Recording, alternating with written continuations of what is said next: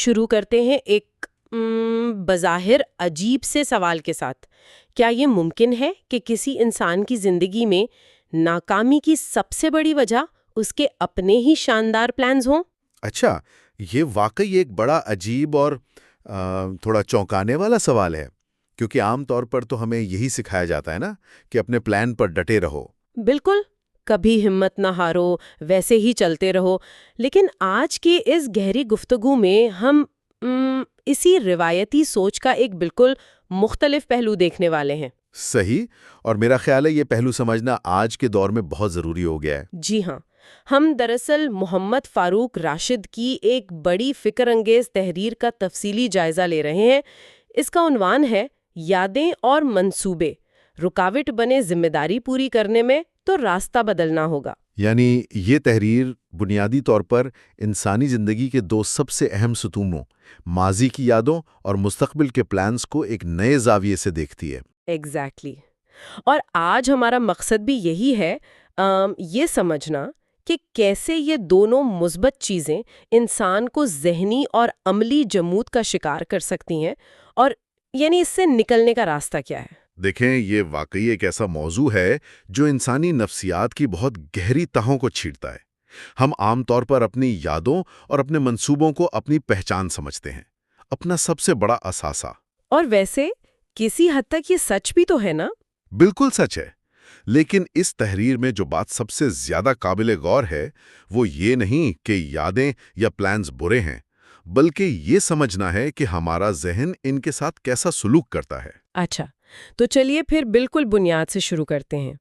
تحریر کے آغاز میں انسان کی زندگی کو دو ستونوں پر کھڑا دکھایا گیا ہے. جی، ایک طرف یادیں ہیں جو ماضی کا سرمایہ ہے، اور دوسری طرف پلانز ہیں. ہاں، اور اگر ہم اس کو ایک درخت کی مثال سے سمجھیں تو یادیں اس درخت کی جڑوں کی طرح ہیں جو اسے زمین سے جوڑے رکھتی ہیں، جیسے بچپن کی خوشیاں یا اساتذہ کی نصیحتیں یا والدین کی بے لوث محبت. یہ سب انسان کے اندر واقعی شکر گزاری پیدا کرتی ہیں. صحیح. اور دوسری طرف پلانز اس درخت کی شاخوں کی طرح ہیں جو آسمان کی طرف، مستقبل کی طرف بڑھتی ہیں. زبردست مثال ہے. اور اس درخت والی مثال کو اگر ہم تھوڑا اور گہرائی میں دیکھیں تو اس کا میکینزم بڑا دلچسپ ہے. جڑوں کا کام صرف زمین کو پکڑنا تو نہیں ہے نا؟ ہاں، انہیں وہاں سے پانی اور خوراک بھی تو لینی ہوتی ہے نا. بالکل، اور اسے شاخوں اور پھلوں تک پہنچانا ہوتا ہے. اسی طرح یادوں کا کام ماضی سے سبق اور توانائی لے کر حال اور مستقبل کو بہتر بنانا ہے. یعنی اگر ایک طالب علم اپنے ایگزامز کا پلان بناتا ہے یا کوئی استاد اپنے پڑھانے کا انداز کو بہتر کرتا ہے تو یہ پلانز وہ شاخیں ہیں جن پر کامیابی کا پھل لگتا ہے. یادیں ہمیں بتاتی ہیں ہم کہاں سے آئے ہیں، اور پلانز بتاتے ہیں ہمیں کہاں جانا ہے. لیکن پھر مصنف اس خوبصورت تصویر کا ایک دوسرا اور تھوڑا تاریک رخ بھی پیش کرتے ہیں. وہ کہتے ہیں کہ بعض اوقات یہی دونوں چیزیں ہمارے راستے کی سب سے بڑی رکاوٹ بن جاتی ہیں. اور یہی وہ پوائنٹ ہے جہاں عام لوگ الجھن کا شکار ہو جاتے ہیں. ہاں، مطلب کوئی شخص ایک اچھی یاد یا ایک شاندار پلان کی وجہ سے مشکل میں کیسے پڑ سکتا ہے؟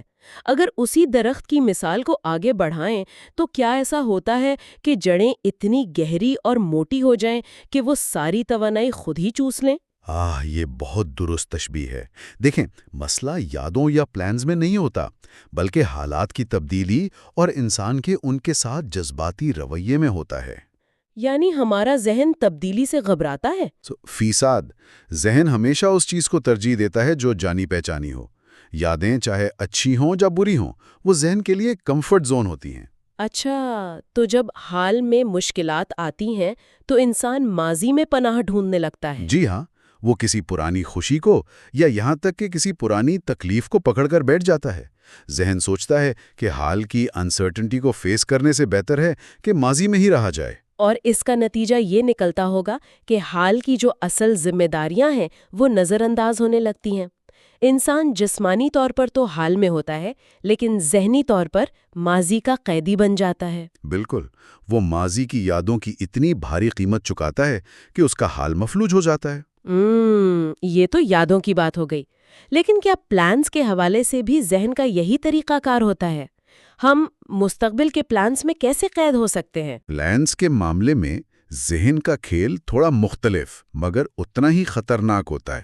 ہم پلانز اس لیے بناتے ہیں تاکہ نان سرٹن مستقبل پر تھوڑا کنٹرول حاصل کر سکیں، صحیح؟ ہاں، ویسے انسیکیورٹی سے بچنے کے لیے؟ لیکن جب کوئی شخص ایک پلان پر بہت زیادہ وقت، محنت اور جذبات لگا دیتا ہے تو نفسیات میں اسے سنک کاسٹ فیلیسی کہتے ہیں، یعنی سرمایہ کاری کا مغالطہ۔ اچھا، یعنی اب اگر حالات بدل جائیں اور وہ پلان کام نہ کر رہا ہو تب بھی ذہن اس سچائی کو ماننے سے انکار کر دیتا ہے۔ اس کے لیے یہ تسلیم کرنا بہت تکلیف دہ ہوتا ہے کہ اس کی پچھلی ساری محنت ضائع چلی گئی۔ تو وہ نئی حقیقت کو قبول کرنے کے بجائے اسی پرانے اور ناکام پلان سے چمٹا رہتا ہے اور زندگی میں ایک جمود آ جاتا ہے۔ صحیح پکڑا آپ نے، جمود یعنی اسٹیگنیشن آ جاتی ہے۔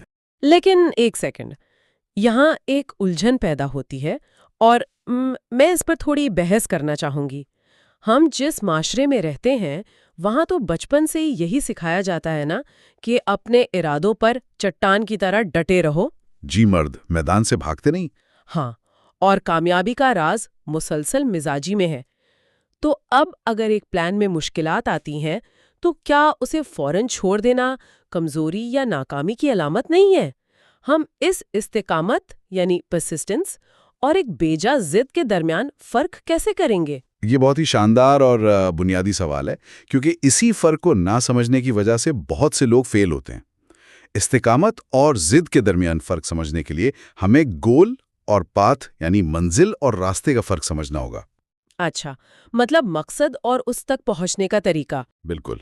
استقامت کا مطلب ہے اپنی منزل اور اپنی اصل ذمہ داری کے ساتھ جڑے رہنا، جبکہ ضد کا مطلب ہے کسی ایک خاص راستے یا پلان سے جڑ جانا، چاہے وہ راستہ بند ہی کیوں نہ ہو چکا ہو۔ یعنی لچکدار سوچ ہونی چاہیے۔ اگر ایک سڑک پر آگے جا کر پہاڑی آ گئی ہے یا پل ٹوٹ گیا ہے تو وہاں کھڑے رو کر دیوار سے سر ٹکرانے کا نام استقامت نہیں ہے۔ جی ہاں، اگر ایک راستہ آگے سے بند ہے تو اس کا مطلب یہ نہیں کہ سفر ختم ہو گیا۔ اس کا سادہ سا مطلب یہ ہے کہ اب راستہ بدلنے کی ضرورت ہے۔ جو لوگ اپنے ایرزی پلانز کو تقدیر کا آخری فیصلہ سمجھ لیتے ہیں وہ حقیقت سے بھاگ رہے ہوتے ہیں۔ ایگزیکٹلی۔ لچکدار سوچ کا فائدہ یہ ہے کہ ذہن نئی انفارمیشن کو پروسیس کرنے کے لیے تیار رہتا ہے اور نیا راستہ چننے کا حوصلہ دکھاتا ہے۔ اگر ہم پلانز کو اتنی آسانی سے بدل سکتے ہیں تو پھر وہ کون سی چیز ہے جس پر انسان کو واقعی سختی سے قائم رہنا چاہیے؟ انسان کا اینکر کیا ہونا چاہیے؟ اور یہی اس پوری تحریر کا مرکزی نقطہ ہے۔ مصنف نے اس کا جواب روحانی علوم اور اخلاقیات کے ایک بہت گہرے اصول سے دیا ہے۔ انہوں نے نیت اور اصل ذمہ داری کا تصور پیش کیا ہے۔ اچھا، یعنی نفسیات ہمیں لچک سکھاتا ہے لیکن روحانی اصول بتاتے ہیں کہ وہ لچک کس محور کے گرد گھومنی چاہیے۔ بالکل، اور وہ محور انسان کی ذمہ داری ہے۔ اس دنیا میں ہر شخص کو اس کے کردار کے لحاظ سے کچھ خاص ذمہ داریاں دی گئی ہیں۔ جیسے ایک استاد کی بنیادی ذمہ داری اپنا علم پھیلانا ہے۔ تو اگر ایک استاد نے پڑھانے کا ایک خاص طریقہ سوچا اور وہ بچوں کو سمجھ نہیں آ رہا، تو کیا استاد پڑھانا چھوڑ دے گا؟ نہیں، وہ اپنا طریقہ بدلے گا، کیونکہ اس کی ذمہ داری پڑھانا ہے، وہ خاص طریقہ اپنانا نہیں۔ اور اسی طرح ایک والد کی ذمہ داری بچوں کی تربیت کرنا ہے اور طالب علم کی ذمہ داری سیکھنا ہے۔ میں اس تصور کو تھوڑا اور کھولنے کے لیے ایک روزمرہ کی مثال دینا چاہوں گی۔ جی ضرور بتائیں۔ فرض کریں کہ کسی کو شدید پیاس لگی ہے۔ اس کی اصل ذمہ داری اپنی پیاس بجھانا ہے۔ اب اس نے پلان بنایا کہ وہ اپنے پسندیدہ کانچ کے گلاس میں پانی پیے گا۔ اچھا، ٹھیک ہے۔ اب وہ گلاس لے کر جا رہا ہے اور اچانک وہ ہاتھ سے گر کر ٹوٹ جاتا ہے۔ تو ایک عام انسان کیا کرے گا؟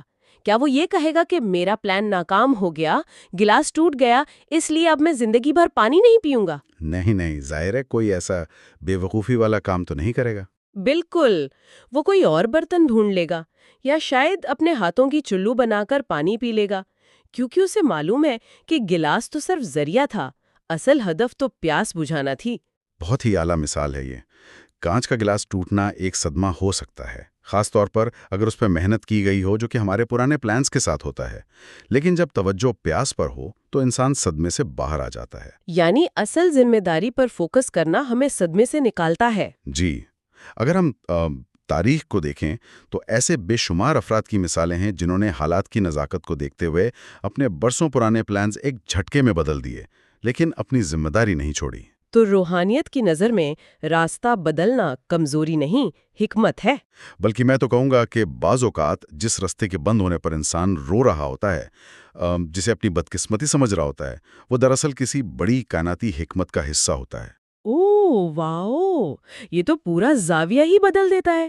یعنی وہ بند دروازہ دراصل کسی بہتر اور محفوظ راستے کی طرف رہنمائی ہو سکتی ہے۔ بالکل، اور نفسیاتی طور پر یہ سوچ انسان کو ایک بڑا مضبوط ڈیفنس میکنزم دیتی ہے۔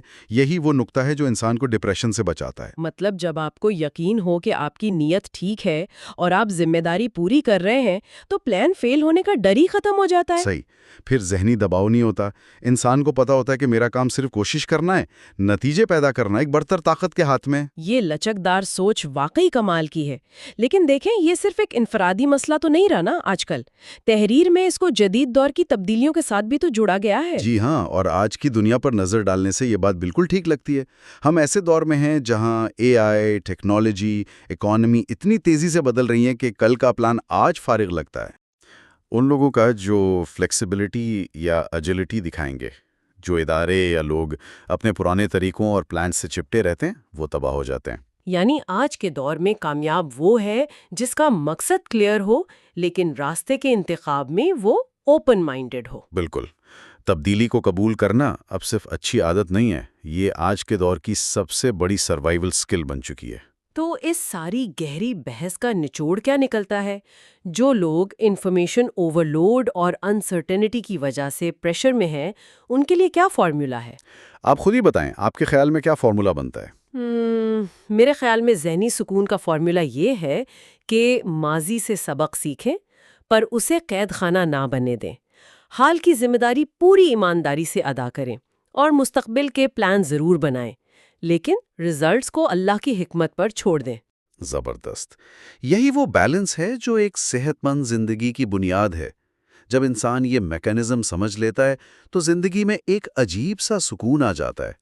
وہ اس فرسٹریشن سے آزاد ہو جاتا ہے کہ چیزیں اس کے ماسٹر پلان کے مطابق کیوں نہیں ہو رہی۔ جی، وہ ماضی کے لیے شکر گزار ہوتا ہے اور مستقبل کے خوف سے آزاد۔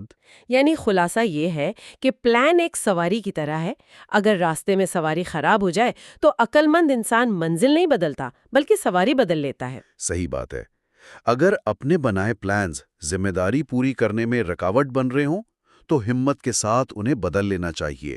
یہی اصل استقامت ہے۔ راستہ بدلنا ہمت ہارنا نہیں ہے، بلکہ یہ اس بات کا ثبوت ہے کہ آپ اپنے مقصد کے ساتھ کتنے مخلص ہیں۔ اور جب نیت خالص ہو تو کسی عارضی پلان کی قربانی دینا تکلیف دہ نہیں لگتا، ذہن اسے آسانی سے قبول کر لیتا ہے۔ اچھا، آج کے اس گفتگو کو اختتام کی طرف لے جاتے ہوئے میں تحریر کی حدود سے تھوڑا باہر نکل کر ایک نئے زاویے پر غور کرنا چاہوں گی۔ جی ضرور، وہ کیا ہے؟